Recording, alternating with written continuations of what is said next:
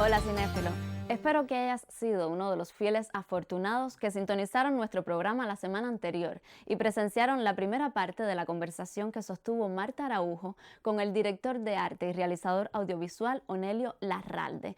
Pero si no fuiste afortunado, igual a partir de ahora podrás disfrutar la segunda parte de esta entrevista en la que estoy segura que aprenderás muchísimo. Recuerda que nosotros nos encontramos al finalizar.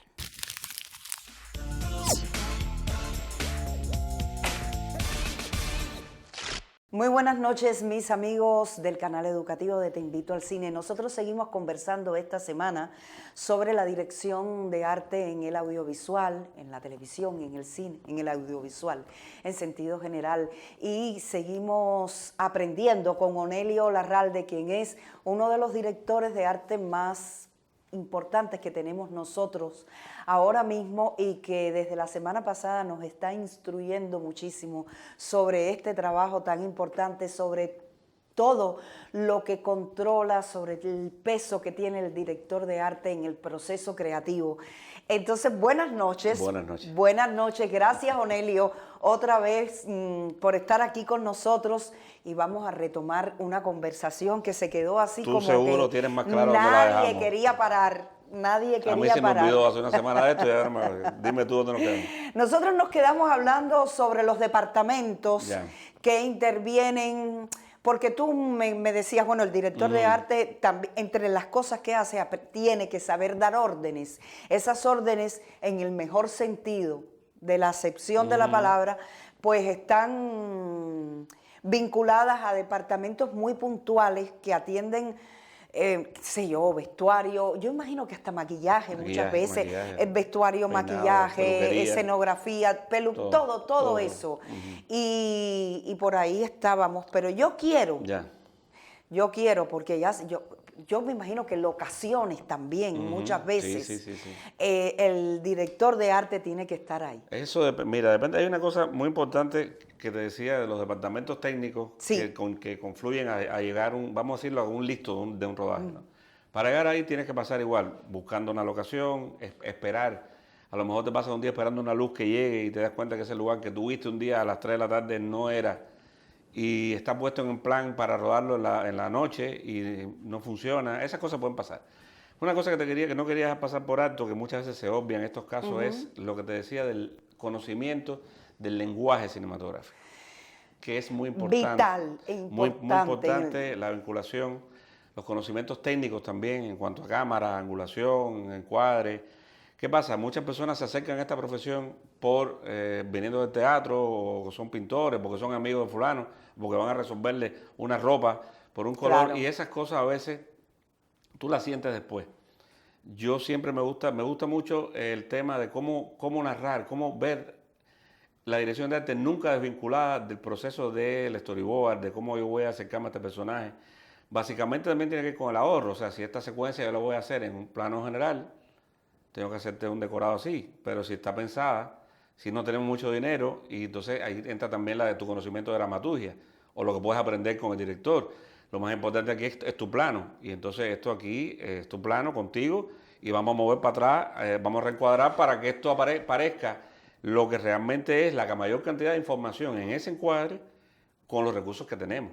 Entonces ese conocimiento del lenguaje cinematográfico es importante para eso. O sea, no Muy gastar, importante. no gastar en cosas que se te van a ir después en la edición. Y está muy claro decirle al tipo, mira, este plano es vital, o sea, lo vamos a quitar después. Entonces no vamos a poner cuatro caballos, vamos a poner un caballo y después cogemos un carro. Claro. Ese lenguaje de en cuanto a dominar el desglose, por eso digo que los largometrajes son complicados en ese aspecto. Porque a veces haces una escena y te vas gastando el dinero de la película y cuando llega al final, yo llevo mis presupuestos. Eso es una cosa que te quería contar. Yo normalmente aquí en el cine cubano anterior, el escenógrafo, el director de arte, no sabía el presupuesto que tenía. Claro. No, Y es importante no lo tener sabía, noción. lo sabía el productor y te decía, así arranca, entonces tú te podías ir, eran otros tiempos, Claro. cuando tú podías irte a filmar en Santa Clara, cuando a mí nunca me ha gustado hacer eso, a mí me gusta, siempre parto cuando doy clases, que ya son pocas veces, o sea, tú no viajas en el tiempo para recrear el tiempo, tú no viajas a Marte o a la Luna para hacer la Luna, no tienes que ir a Santiago, Cuba para hacer Santiago, si lo puedes hacer en una callecita en La Habana, más si tienes un presupuesto limitado para eso. Claro. ¿Qué pasa con esto?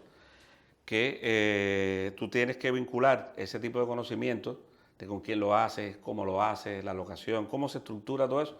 Y eso, el lenguaje, te decía, cinematográfico es muy importante. Y el conocimiento también de la referencia que quiere el director y el fotógrafo de lograr en ese encuadre. Mira, esto es una película brumosa, oscura, entonces mira, no gastémonos las balas en pintar esa pared, vamos a buscar una locación que ya tenga esta característica, y vamos a ahorrar esto para la secuencia que lo lleva. Con todo esto que me explica, sería bueno precisar, sobre todo para el espectador que no vive estos procesos detrás de la cámara y cómo se ponen de acuerdo, cómo establecen este trabajo, esas tres figuras importantes en el proceso, que es el director de arte y el fotógrafo. Bueno. Porque estabas hablándome de la importancia del lenguaje, de conocer el lenguaje del... Todo va a parar ahí. Todo termina en este punto. ¿Qué pasa? El 80% de las veces ya el fotógrafo ha hablado con el director antes de que ellos entren en los proyectos. Ya. Es muy difícil que pase al revés. También ha pasado. Pero por lo general, siempre el fotógrafo o la primera persona que el director siente responsable, y lo es, de la imagen de su película, es el fotógrafo. Y yo me imagino que después el director de arte claro, también. pero lo primero, por lo general a veces llegan ya y te dicen, mira, yo te voy a poner el caso de Madagascar, un clásico para mí, una de las películas preferidas. Más importantes del cine cubano. Eso empezó siendo iban a ser 3 películas. Lo recuerdo. Iban a hacer una película y terminaron siendo 3. La de Daniel, la de Rolando y la de Fernando. Exactamente. Yo fui la única persona que estuvo del equipo en las 3 películas. En las 3 películas. En este caso lo refiero por este aspecto. Sin embargo, yo tenía una línea de trabajo que estaba colegiada con los 3 directores de fotografía que se usaron en esa película. Pero, por ejemplo, es fácil llegar a un punto de vista de cómo quiero que la imagen se vea. O sea, yo quiero tener una referencia. En el caso de esa película te decía, la gente siempre dice, no, el caso Nelio propuso a Magritte como una estética y Raúl Pérez Ureta dijo, sí, está bien, porque también me gusta y me gustan los trenes. Y eso empezó a hablarse así, un poco suelto, ¿no? Ahora, cuando ya Fernando siempre ha tenido sus ideas, por supuesto, de su película mucho más claras que todo el mundo. O sea, él te dice, esta es la locación, esta es la ventana que se abre, te lo sugiero, pero ya te lo sugiere como que ya, ¿no? Y en el caso de Raúl y él, yo era siempre el más joven, ahora soy el más viejo de todos los equipos, pero en esa época yo era el más joven de todos los equipos. Claro. Entonces ya había una desventaja generacional que era buena, pero había una comunicación generacional y laboral entre ellos dos que era mucho mejor. O sea, yo aprendía todo el tiempo de... Entonces, tú sientes que te miran así en estos casos, ¿no? Como, bueno, a ver, ya nosotros pusimos de acuerdo, ahora dinos tú qué quieres, ¿no? Ajá, coño, la pusiste. Ah, pues está bien, mira, oye, funcionó. O sea, depende de cómo tú estudiaste la historia, te estudiaste el guión. No caeré porque uno siempre caía en estos casos de último, que el último que llega, o sea, realmente. Y en este caso es muy importante la comunicación, lo que te decía, porque hay que conversar mucho antes de llegar a una mesa, antes de llegar a un set. Hay que hablar y ver, ese tiempo muchas veces se viola. Hay que hablar de referencias, de libros, ahora ya está internet, es más fácil, oye, mira, te mando un link, mira a ver tal cosa, pero en la etapa que empezamos a trabajar aquí no había nada de eso. Había que sentarse en esta sala, vamos a ver esta película, dedicarle 2 horas, que todo el mundo la viera junto, que eso pasa poco ya. ¿Viste tal película? Te hago un recorte y te digo, mira, me parece que esta imagen, este screenshot está bien, esta luz me cuadra, ese tipo de cosas. Yo me imagino que un diseño de producción, un diseño de arte en una película donde el trabajo de fotografía no sea lo suficientemente efectivo, aunque el diseño de producción sea exquisito, fíjate, puede tirar por tierra una fotografía no eficaz. Yo pienso que realmente con una fotografía no eficaz es una fotografía que no está acorde al concepto. Ya. No es una fotografía que técnicamente esté errada. O sea, no hay, es muy difícil encontrarte un fuera de foco, una luz rebotada, mal hecha, porque los técnicos son muy buenos. Yo pienso que el error puede estar en que el concepto no se logró. No se logró. Más que un error de arte. No, o no, de no, a eso me fotografía. refería. Porque, por ejemplo, tú siempre, hay cosas ya que son como clichés y que son soluciones. O sea, es una habitación cerrada. O sea, que el fotógrafo te va a preguntar por dónde entra la luz. Claro. Ah, mira, aquí no entra la luz. Aquí la luz es esa. Ah, bueno, si la luz es esa, vamos a resolverlo. Para que esa luz tenga una justificación, tenga la lámpara de dónde salió, cómo está, es una acción. O sea, no forzar.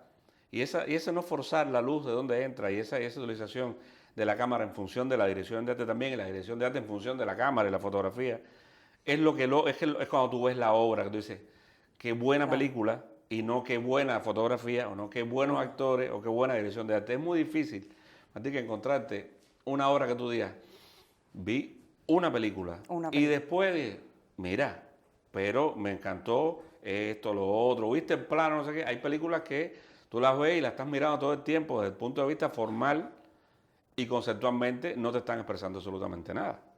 O sea, son muy bellas, son unos tonos rojos bellísimos, o son unos azules impresionantes, unos desplazamientos de cámara increíbles y tú te quedas después todo eso tiene que tener una funcionalidad dramática. Te quedas después con un sabor de que otra película más que quedó bonita y no trascendió. Claro, y no trascendió. Y eso también tiene que ver la función del director, que es el máximo responsable. No echarle la culpa, pero es verdad. O sea, cuando la película queda muy bien, nadie habla, todo el mundo habla del director.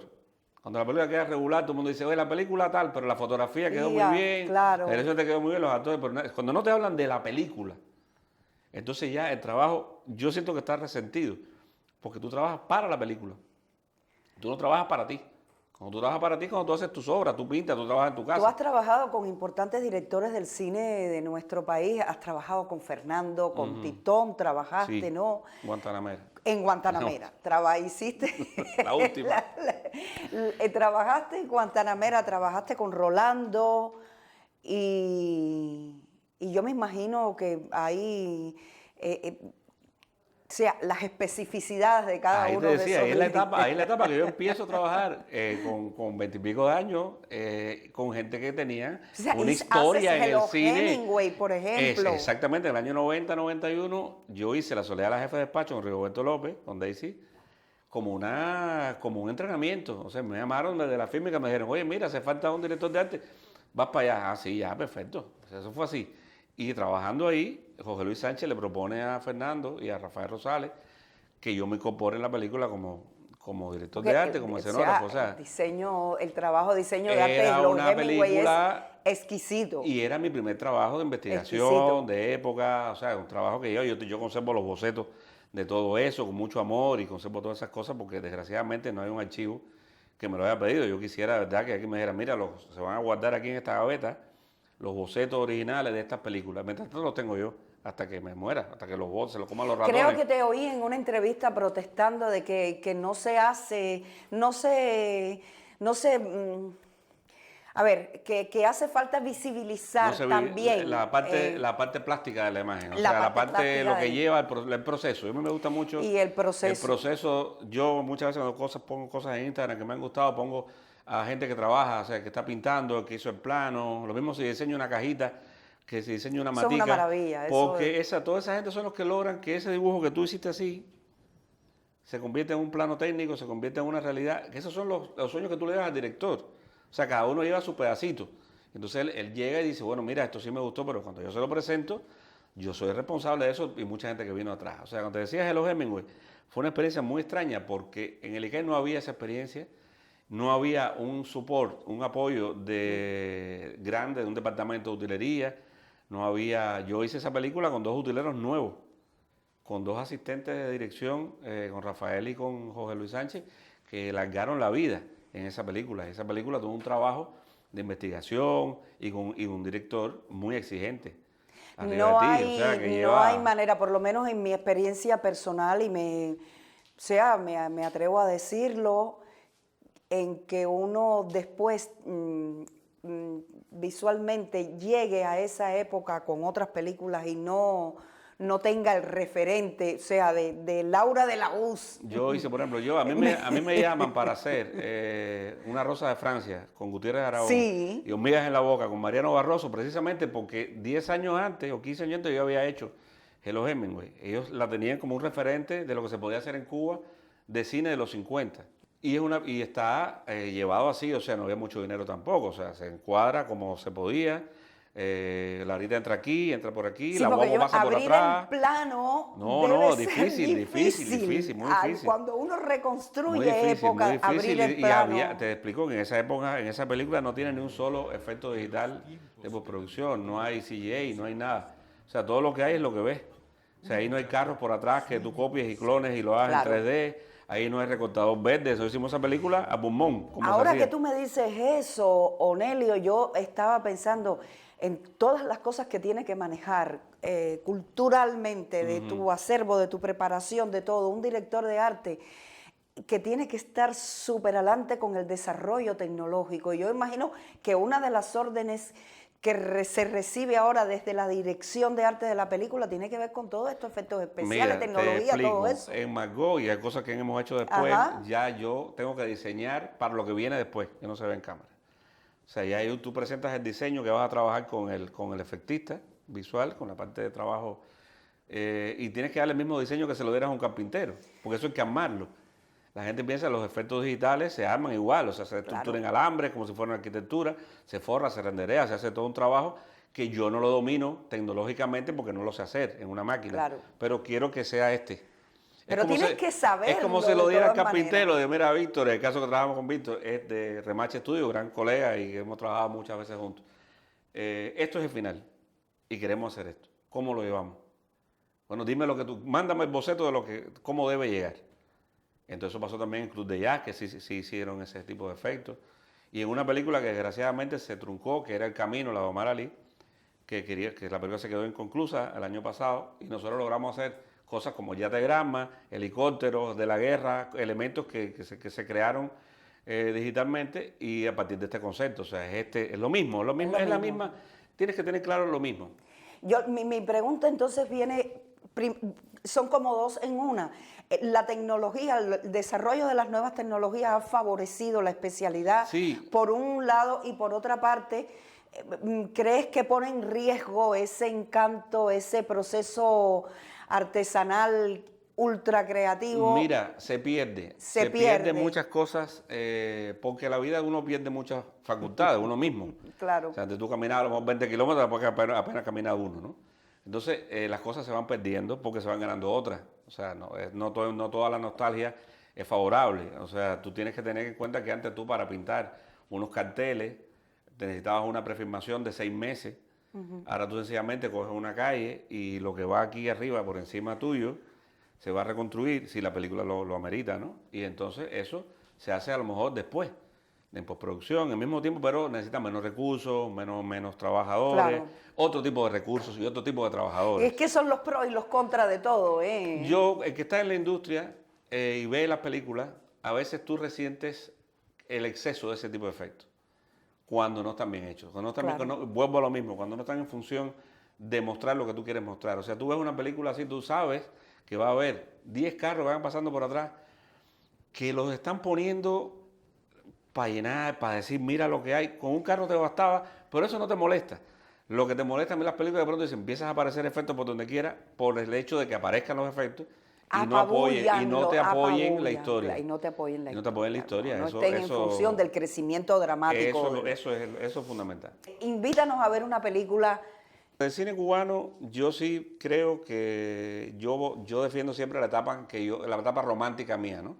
La etapa Claro. esta de Madagascar, la etapa de los Hemingway, esas películas, Guantanamera, ese tipo, pues estaban muy vinculadas personalmente a mí. o sea, como procesos creativos, ¿no? Y pienso que sí, que Madagascar en esa época es un referente importante. Es un referente importante. A mí me gusta mucho, desde el punto de vista internacional, El Puente de los Espías, de Spielberg, porque además tuve la dicha de conocer aquí en Cuba a su production designer y a su set designer, o sea, que vinieron a trabajar a hacer una serie aquí. ¿Estuvieron cuando Spielberg o después en otro momento? Ellos estuvieron en esa película, hicieron los creadores de esa película, El Puente de los Espías, y es uno de estos clásicos que tú dices, todo está en función de contar una historia. Y todo está en función, y hay muchos CGI, muchos efectos digitales, y hay una historia que está contada. Y eso me gusta mucho por ahí. Y increíblemente la gente va a pensar que a lo mejor es, por tú me dices que diga cualquier cosa que me gusta.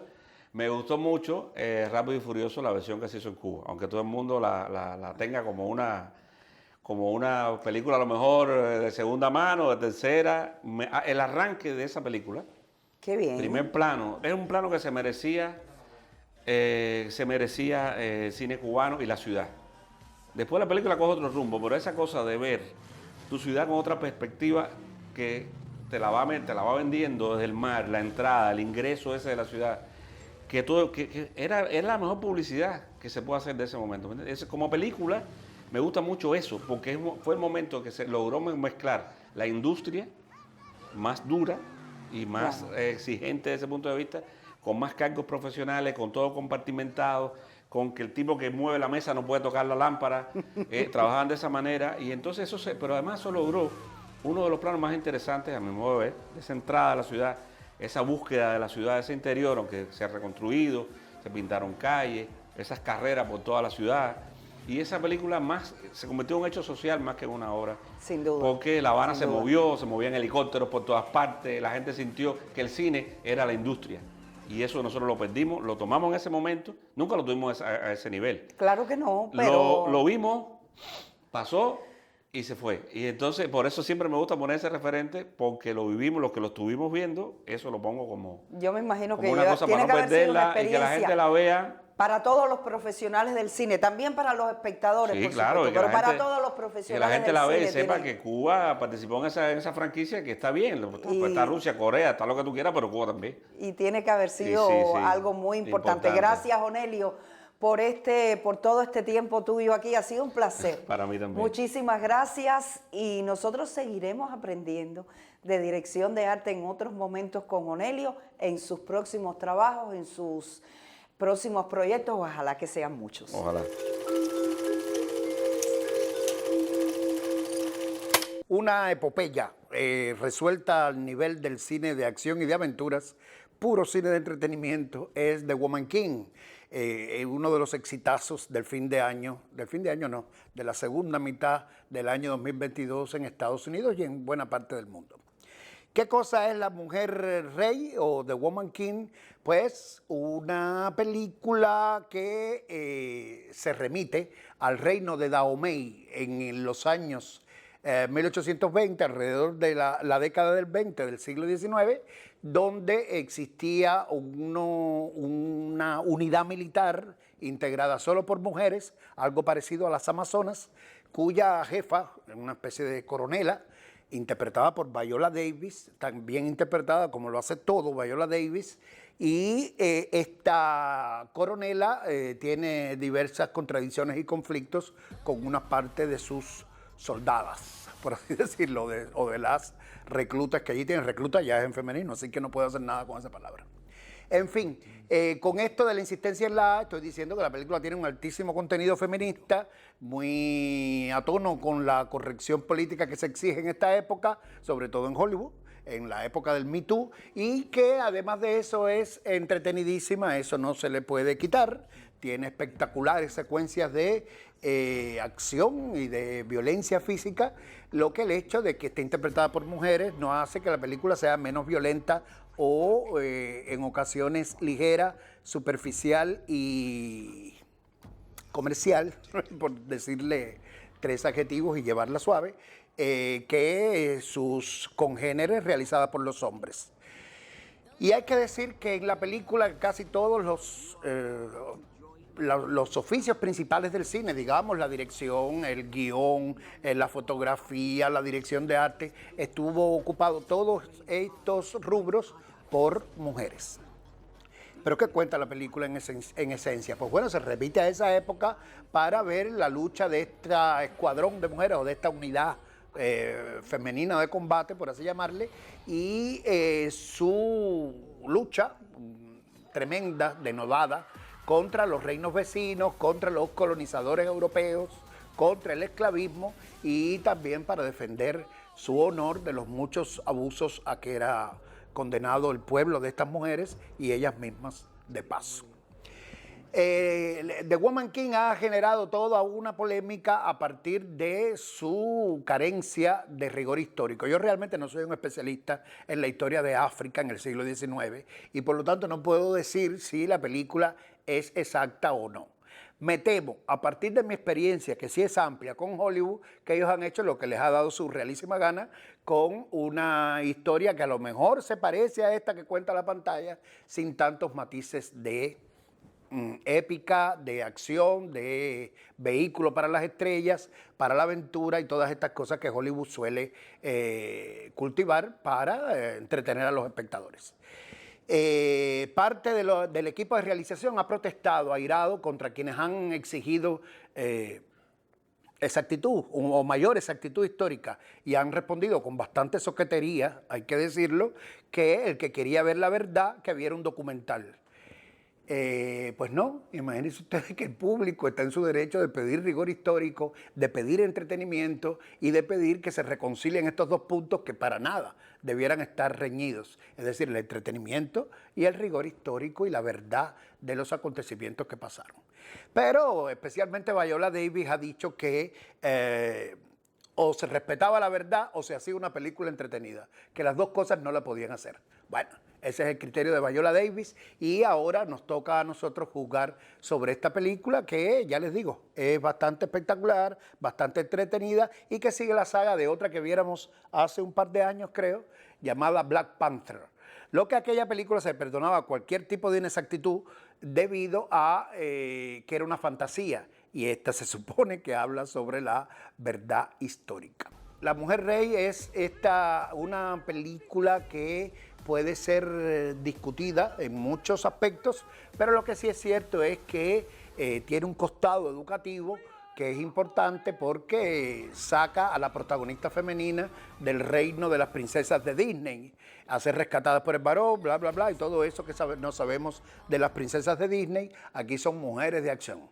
Ya digo, igualitas que sus congéneres masculinos, pero y casi igual de brutales, pero de todas maneras son mujeres. Y ahí hay quien se conforma con eso, para decidir si una película es buena o es mala. Decida usted, que yo no puedo decidir en lugar suyo. Ahí está La Mujer Rey para inspirar las opiniones más disímiles. Termina otra jornada muy productiva donde hemos aprendido de la obra del cineasta Onelio Larralde y también de esa importante especialidad que es la dirección de arte. Si amas el cine y te gusta adquirir conocimientos, te sugiero que me encuentres el próximo viernes para recibir juntos a otro artista del audiovisual de nuestro país. Y así también me des la oportunidad de decirte una vez más, te invito al cine.